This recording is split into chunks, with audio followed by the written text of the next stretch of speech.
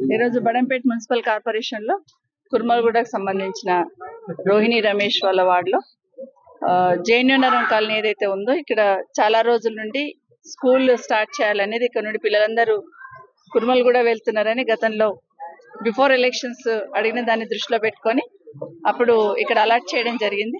రేపు schools June 13 start అవుతున్నాయి కాబట్టి దానికి సంబంధించి ఒకసారి చెక్ చేయడానికి రావడం జరిగింది. ఇమీడియట్ గా రేపు స్కూల్ స్టార్ట్ అయినప్పుడు జేఎన్యూఆర్ఎం సంబంధించి ఇక్కడే స్కూల్ స్టార్ట్ చేయడానికి నిర్ణయం తీసుకోవడం జరిగింది. ఇక్కడ స్టార్ట్ చేస్తాం.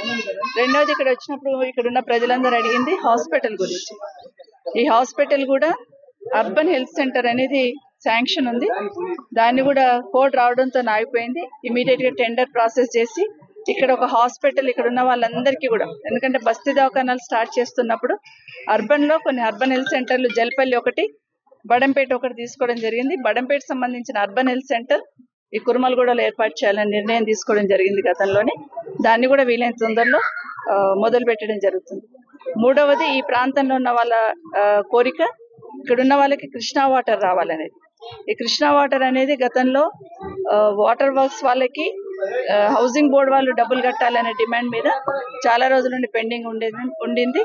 దాన్ని కూడా గతంలో కొంత ఫాలోఅప్ చేయడంతో ఒక కొలిక్కి వచ్చింది. వీలైనంత తొందరలో కృష్ణా వాటర్ని కూడా వీళ్ళకి ఇవ్వడానికి నిర్ణయం తీసుకోవడం జరుగుతుందని కూడా మరొకసారి తెలియజేస్తూ ఇక్కడున్న ప్రాంతంలో ఉన్న వాళ్ళందరూ ఇంకొక డిమాండ్ కూడా అడిగారు. ఇక్కడున్న యంగ్స్టర్స్ అందరికి సంబంధించి ఒక ప్లే గ్రౌండ్ కావాలి ఇక్కడ అని అడిగారు. ఓపెన్ ప్లేస్ కూడా ఉంది. దాన్ని లెవెల్ చేయడానికి కొంత బడ్జెట్ పెట్టి దాన్ని కూడా లెవెల్ చేసి ఇస్తే ఈ ప్రాంతంలో దాదాపు 1500 కుటుంబాలు ఉంటాయి.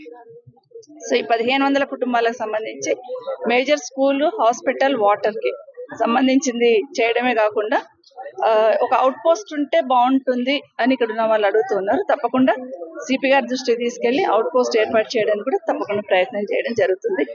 ఇక్కడ ఉన్న పిల్లలందరినీ కూడా తప్పకుండా స్కూల్ పంపించి బాగా చదివించాలని మనస్ఫూర్తి కోరుతున్నాను.